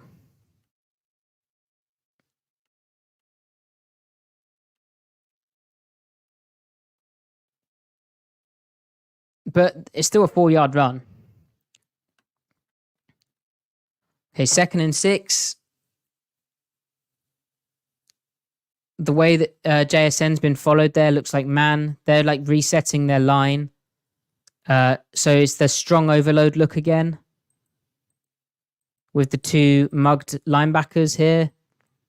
So creating one-on-ones across the line. Possibly keeping the running back in. This is a situation where, again, okay, there's one-on-ones up front, but Seattle has 1, 2, 3, 4, 5, 6, 7 gaps, and the Rams have 1, 2, 3, 4, 5, 6 defenders and no one here. They do have a safety who could change the math in a bit, but just a 2nd and 6, so there you go. They do. Oh, I hate this. Do you think that they think this is a run? I don't think they buy this as a play action. Yeah. So I love the downfield design. You get DK on the crosser. You get the over route. You've got DK open here. Great work. But yeah, the Rams did not buy that was a run.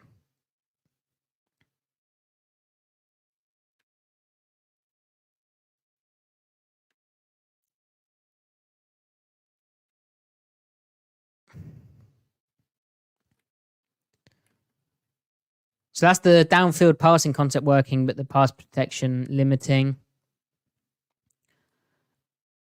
And the scheme, the way of selling it is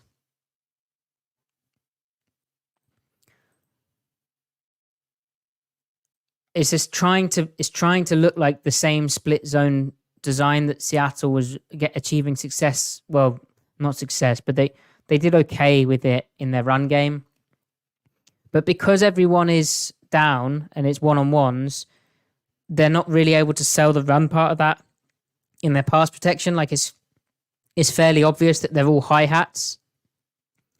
Now the other problem is, I think Charbonnet has, in theory, Charbonnet would have one of these, but with the pull as well, there's like a bit of confusion between who has what. And this,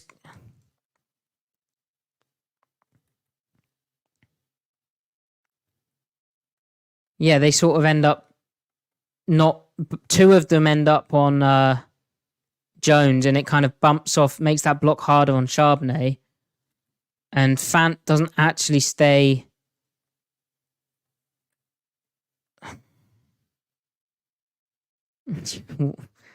What a mess. Yeah, that's a tough. That's them trying to sell it, not being able to sell it, and then the way of selling it, breaking it.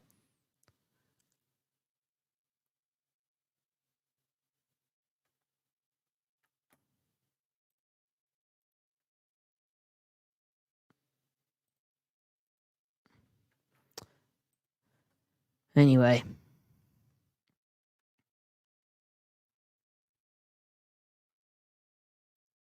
So 3rd and 14, not a winning formula in the NFL. Again, negative plays.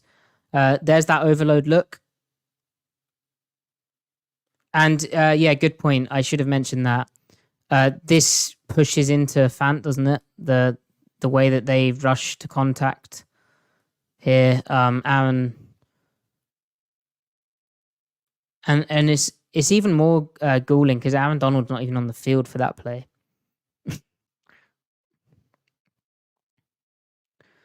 So bad. So 3rd and 14, they just try a screenplay. Um, which they've actually been good at screens. Their success rate's massively jumped up. I think I saw that they're top 10 in success rate on screenplays. So that's one good thing. But yeah. And this is the play that Gino gets hurt on.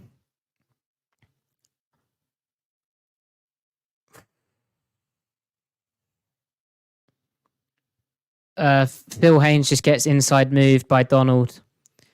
And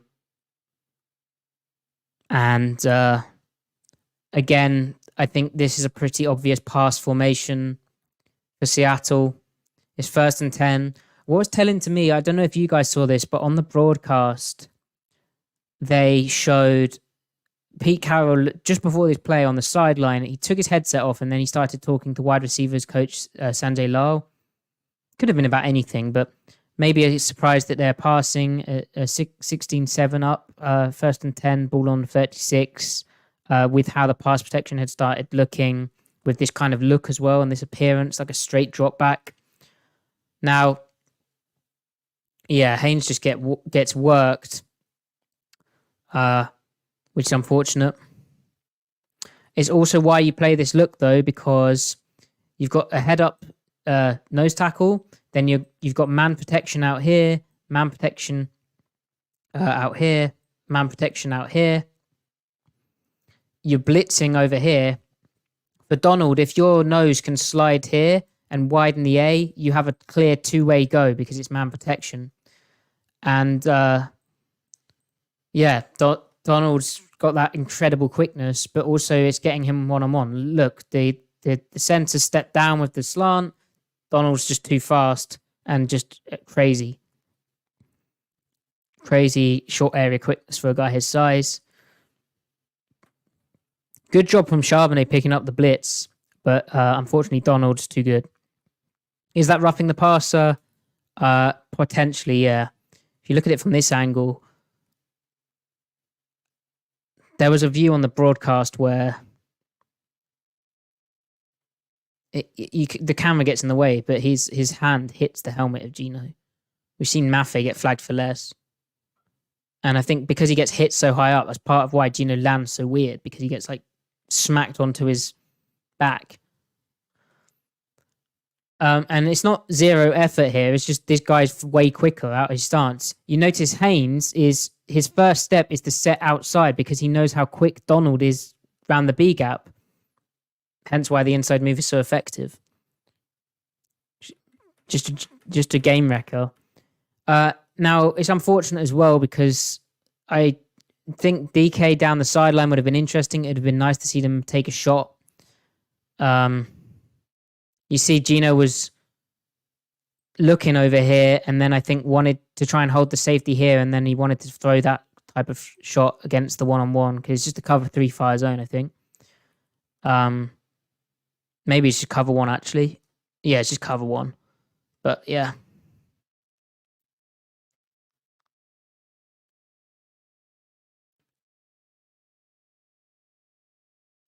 Yeah, his hand did hit the other defender, Noigash, but he gets smacked down at an angle into the defender. I think even... yeah.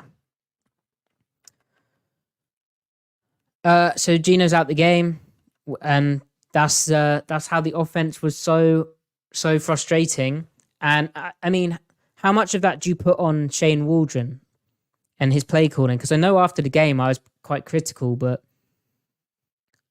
I don't know, that 3rd and 2 is funky. Like in terms of like the man coverage stuff, you know, the pick on 4th and 2 that we looked at was really impressive, wasn't it? Like that's the type of stuff which is needed, but then the other pick and just the timing of the play was off. It's just like it was pointed out to me in the comments of that video actually that, you know, execution is the player's fault because the players go out there and if they don't perform, what can a play caller do about it?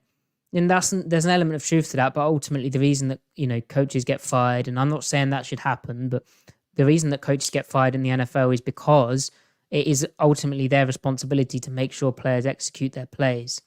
Now, David mentions the game plan and stuff, and the run-pass balance is nuts. but a lot of that has also been as long yardage situations, negative plays. I think they will up their run rate. It's kind of wild to me.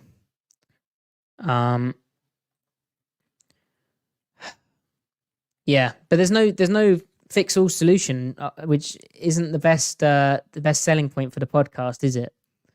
But unfortunately, there's just a lot wrong with them, and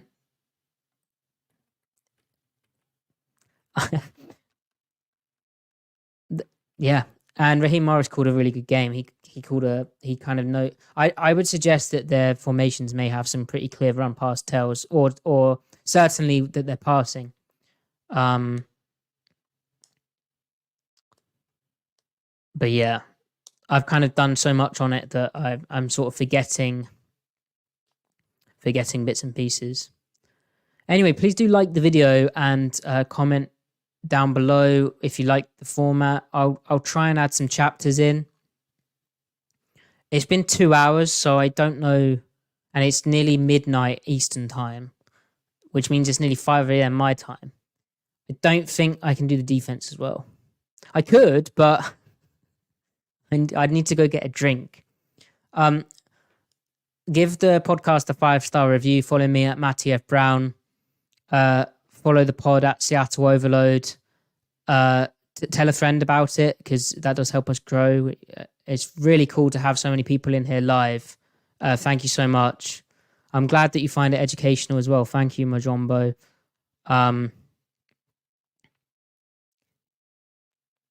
David, you're pointing out that they're coming into games like they have Peyton Manning personnel. We do not. We should be a run-heavy team. Well, the way that Tom Brady played games was by running the ball effectively, wasn't it? And then being smart, taking the check down, playing within the structure of plays, and then hitting those shots. Gino needs to get back to hitting his shots when they're there, but ultimately, what do you guys? Let me know in the comments what you think, like, in terms of that Gino performance and what we just saw there, because I don't think any other quarterback in the league does better than he did in those situations. Maybe the super, super mobile guys are able to break out of stuff, but then some of those guys have their limitations. Maybe the deep shot to DK, but there's something weird about the receiver on that to me still. Yeah, they need to sort that sort of stuff out. But it's now or never. So what we've said in the post-game shows, what we've said in preview shows, it's now or never for Seattle. They're at 6-4. They have this massive stretch of games coming up, and Thursday night, where we will have that another reaction podcast to that, is where they can prove it against a really good defense who does similar things to the Rams in some ways and also different things. But they thankfully won't be facing as much 5-down fronts as what the Rams present, I don't think. Hopefully not, because that was rough. Also, go on my Twitter and make sure you check out, I tweeted a clip with Yikes. It's the same damn stunt that Seattle gave up in week 1, where you got the oh my god reaction clip from a mysterious hot mic. We don't know who actually said it. And it's the same stunt where Gino actually managed to complete the pass on 3rd down to JSN, I think it was, which is super impressive. But yeah, it's wild. Also, keep your eyes peeled for, I'm going to do a video on, I think I might do Quandre Diggs.